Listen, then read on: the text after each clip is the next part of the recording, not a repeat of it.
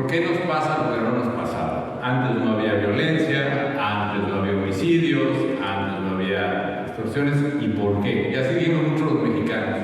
Yo voy a tratar de explicarles por qué, empezando por agradeciendo a la moderadora su presentación.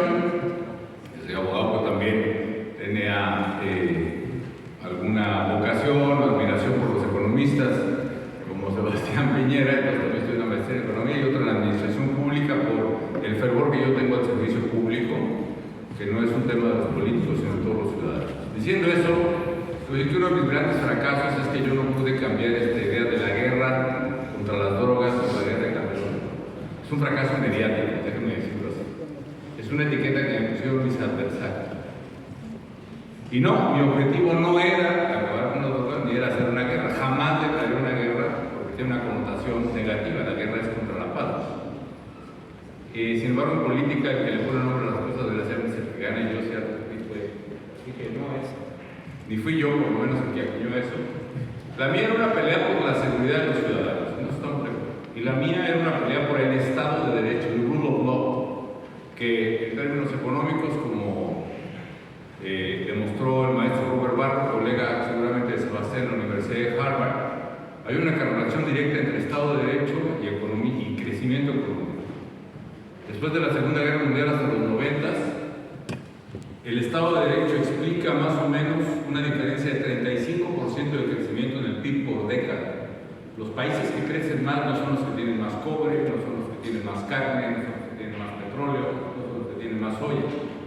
Los países que crecen más son los que tienen más Estado de Derecho. He dicho que voy a pedir a los muchachos que voy a poner la presentación, porque voy a tratar de explicar desde mi punto de vista, desde lo que me pasó a mí, qué es lo que está pasando en América Latina y por qué tenemos esa tasa que mencionaba al inicio del mayor número de muertos y de violencia en todo el mundo. Primero, ¿qué encontré yo a la hora que llegué a la presidencia y qué estoy viendo que está pasando en América Latina? Y lo que está pasando, si quieren usarle palabras drogas, narco, muerte, etc. Lo que está pasando es lo que tiene que entenderse más allá de todo eso, se llama captura del Estado. Esa es la amenaza a la seguridad nacional. No es el fumar marihuana y no es es la captura del Estado, y lo voy a explicar. ¿Qué encontré yo cuando llegué a la presidencia? Primero, el crimen organizado se estaba apoderando de pueblos y ciudades, se los estaba comiendo. Antes no pasaba, ahora pasó en México y ahora está pasando en Ecuador, y por eso matan a un candidato, y estoy seguro que está pasando en Argentina, y por eso hay violencia en Rosario, y por eso está pasando en muchas partes. El crimen organizado se está apoderando de los pueblos y ciudades. Segundo, las instituciones como los conocemos están carcomidas, así las encontré yo, por la corrupción. Una corrupción que era antes recibir dinero a cambio de pasarse una luz en el semáforo. Cuando esa corrupción es por pasar una tonelada de cocaína en el mismo semáforo, estamos hablando de una dimensión muchísimo mayor. Y tercero, la política de los gobiernos en México, y probablemente en otras partes, era una política de mirar para el otro lado. Es decir, la recomendación, lo recibís, con eso no hay que meterse. Mirar para el otro lado, dejarlo pasar, no pasa nada. Y por otra parte, yo vi dos procesos paralelos que hoy veo en América Latina. Por una parte, uno descendente, las instituciones de seguridad y justicia están cayendo, están colapsándose rápidamente. Y por otra, el crimen organizado está creciendo arrolladoramente en fuerza, en organización, en dispersión, en comunicación, en tecnología, en influencia, etc. La clave es parar estos procesos y revertir esas flechas. ¿Qué son las circunstancias que había en el 2006 cuando yo entré a la presidencia? ¿Y qué es lo que siguen en América Latina que son distintas del pasado? Una, hay un nuevo modelo de negocio criminal. Yo tampoco soy empresario, como dijo Gerardo Bongiovanni, pero sí recuerdo de mis clases de organización industrial que el valor agregado de un negocio es distinto, depende de lo que te dediques. ¿Cuál es el valor agregado en el viejo modelo? Este nuevo modelo, ojo, también es clave para entender lo que está pasando. Hay una evolución relacionada a las drogas. El viejo modelo, ¿cuál es? El narcotráfico, es decir, literalmente es el tráfico de narcóticos a Estados Unidos. Ese es el viejo modelo. El nuevo modelo, ¿cuál es? Narcomenudeo. ustedes lo sufren, ¿por qué? Porque dicen Argentina o Chile o Ecuador, no están en la ruta de la coca hacia Estados Unidos. ¿Qué está pasando? Porque ese modelo ya no es el exclusivo. Ahora el nuevo modelo adicional al viejo de tráfico de drogas es la venta de drogas. ¿Cuál es la diferencia? Es un poco como exportar toneladas de café de Colombia al mundo a poner Starbucks en todo el mundo. ¿Es el mismo modelo de negocio? Por supuesto que no. Puede ser el mismo café, pero el valor agregado es distinto en cada negocio. ¿Dónde está el valor agregado en el narcotráfico? Está en la logística y en el transporte. ¿Cómo transportas una tonelada de cocaína del Amazonas hacia México o de Acapulco a Tucson en Arizona? Y yo te voy a decir, el valor agregado está en la logística. ¿Cómo meter esa tonelada en un autobús o en un camión, en un doble fondo? Meterlo a la carretera, pasar la frontera, sobornar a una gente americana y entregarlo en Tucson. Logística y transporte, ahí está el valor agregado. Ahora, esa misma tonelada de cocaína, amigas y amigos aficionados a los números, digamos que ustedes las tienen que vender en una ciudad, la misma tonelada en bolsitas de 1 gramo. ¿Cuántas bolsitas tienen que vender? ¿Rápido? ¿Tenemos algún voluntario? No, yo les digo, 1 millón de bolsitas. Y eso, si no cortan, como se dice que se echan un poquito de harina a la coca, 1 millón de bolsitas. No es lo mismo trasladar una tonelada en paquetes, que es logístico de transporte, a vender 1 millón de bolsitas en las esquinas o en los distribuidores de pizza cada semana o cada mes.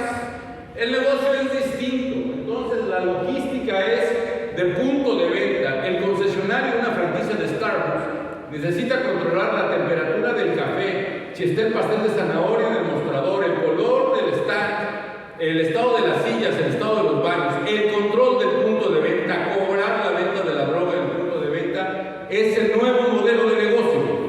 Y eso hizo cambiar la actuación del crimen organizado. Antes, ¿qué controlaban? La ruta. Antes controlaban o la carretera, o donde ponían el barco, o donde ponen el submarino. Ahora, ¿qué controlan además de la ruta? Controlan el territorio. ¿Por qué? Porque para vender, colocar la tonelada de café necesitas ir al puerto. Pero para vender Starbucks necesitas un Starbucks en cada colonia, por lo menos del mercado apetecible. Eso implicó una dimensión distinta de la corrupción en la captura del Estado. Antes necesitabas controlar al policía de la carretera o a la gente de aduanal. Ahora, ¿qué necesitas controlar? Necesitas controlar, poner bajo tu mando al policía de la esquina, lo cual es una dimensión totalmente distinta. El sometimiento de los cuerpos policíacos. Finalmente, tú necesitas personal para el transporte. ¿Cuánto necesitas para meter una tonelada de cocaína de Acapulco a Tucson? Pues un chofer, un ayudante, un vehículo adelante, un vehículo atrás. ¿Qué te gusta? 2, 10, 50 personas. ¿Cuánta gente necesitas para vender 1 millón de bolsitas al mes? El número es de decenas de miles de personas. Hoy salió un estudio de que el crimen organizado en México emplea conservadoramente 175,000 personas. Sería como la 5ª empresa más grande del país. Si emplea miles de personas, se mete en la sociedad, captura la sociedad. Antes, y finalmente termino esta regla de explicación de esta parte, se sobornaba ¿para qué? Para que no me detengas. Yo, a mí lo que me urge es pasar sin ser visto. Ahora, ¿para qué soborno? Ahora no me importa que me detengan. Yo quiero quedarme en tu colonia a vender mi droga. Eso cambia totalmente el comportamiento y hay 2 factores que yo insistiría en el factor territorial. Que se soborna para quedarse, no para pasar, y se soborna para controlar territorio. Este es el nombre del juego, controlar territorios, y por eso hay una violencia que antes no teníamos. Segundo, esta variable, miren, geográficamente es esto, pero lo pueden poner en América Latina. Antes era de los Andes de Estados Unidos. Esta es una ruta, la del Pacífico a la izquierda, la del Golfo a la derecha, la de Juárez en medio. Se controla una carretera, y le digo a mis amigos matemáticos y economistas, ¿cuál es la diferencia entre una línea en el mapa y una superficie en el mapa? Es una ecuación diferencial. Es decir, no es lo mismo controlar la carretera, es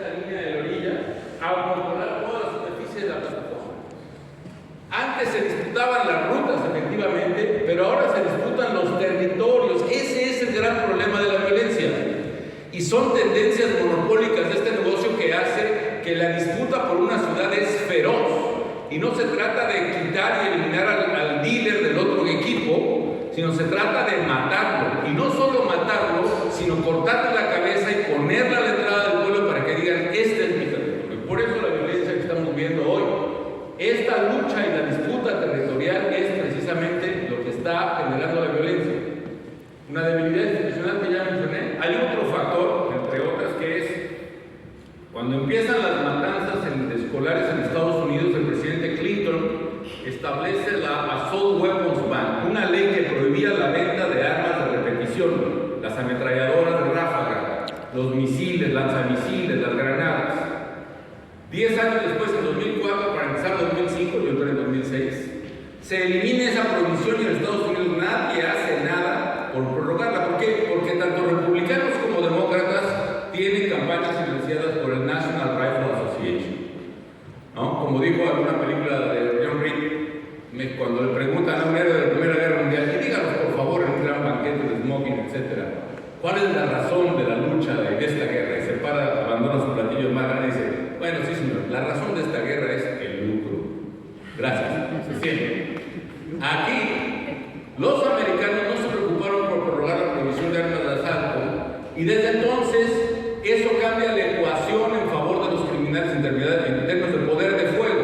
Cuando yo fui presidente, decomisamos 185,000 armas, pistolas, fusiles, ametralladoras, lanzamisiles, granadas, millones de cartuchos, 90% vendidos en Estados Unidos. Rápidamente otro tema, y perdón que abuse moderadora, es la captura del Estado no es uniforme, tiene distintos grados.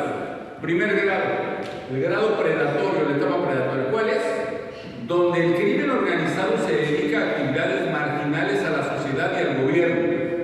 Vende droga en alguna esquina, a oscuras en un callejón, controla trabajadoras sexuales en una calle o en una, etc. Pero es fuera del Estado, tiene una incidencia marginal y se dedica a actividades ilegales, perdón, lo leí ahí. Es decir, pero aún la policía local puede controlar esa actividad y no hay un desorden social. Segunda etapa parasitaria, ya empieza a infiltrar áreas institucionales, ya soborna a un comandante en un sector de la ciudad, ya tiene controlado a un inspector. Y entonces no solo realiza sus propias actividades ilegales, sino extorsiona las actividades ilegales de otros. Es decir, yo soy el dueño de la plaza, si tú quieres controlar prostitución me vas a pagar a mí. Si tú quieres vender droga aquí, véndela, pero vas a pagar a mí. Si tú vendes gasolina robada al huachicol en México, me pagas. Si tú controlas inmigrantes a Estados Unidos, llévatelos, pero me pagas. ¿Por qué actividades ilegales? Porque en el mercado ilegal la víctima no tiene cómo defenderse, ¿no? Si tú te dedicas a vender robado y alguien te pide dinero con la amenaza de golpearte o matarte, no vas a ir a la policía. Las pobres muchachas que trabajan en la calle, ¿por qué llegan a extorsionar a los criminales? Porque ella no puede ir a la policía diciéndole que me está pidiendo dinero un señor que se lo dé bajo amenaza. Diga, señorita, usted no puede hacer su trabajo en la calle. Ella no tiene opción. Por eso el crimen organizado en esta etapa extorsiona a otros criminales y es exitoso en eso. Y la tercera etapa, desgraciadamente, cuando se le deja crecer, porque esto es como un virus, una bacteria, que si no le pones la penicilina a tiempo, se va y se va y se va hasta que te acaba. La tercera es la etapa simbiótica, es decir, donde el crimen controla las instituciones de justicia. Ya no es distinguible del Estado, es el Estado. Por eso los gobiernos populistas que combatimos se identifican tanto con el crimen organizado, les conviene. Son ellos. Les ayudan a ganar elecciones, les ayudan a reprimir disidentes. No es la policía de Chávez la que mata a los venezolanos. Son grupos civiles armados los que matan venezolanos. No es el gobierno de López Obrador el que mata a los 47 periodistas que han muerto en este sexenio. Es el crimen organizado que ha matado 47 periodistas en este sexenio. No es el gobierno el que desaparece a 120,000 personas, es el crimen organizado que ha desaparecido a 120,000 personas. Es decir, el problema es cuando tú vas a denunciar a la comisaría un delito y antes de que salgas te están hablando, óyeme, tú te comprometiste a no soplar y fuiste a denunciar, te vas, tú y tu familia van a pagar esto. En fin, termino rápidamente, este es el resumen. La clave de lo que está pasando en América Latina que pasó en México. Hay un cambio de modelo del narcotráfico al narcotráfico y una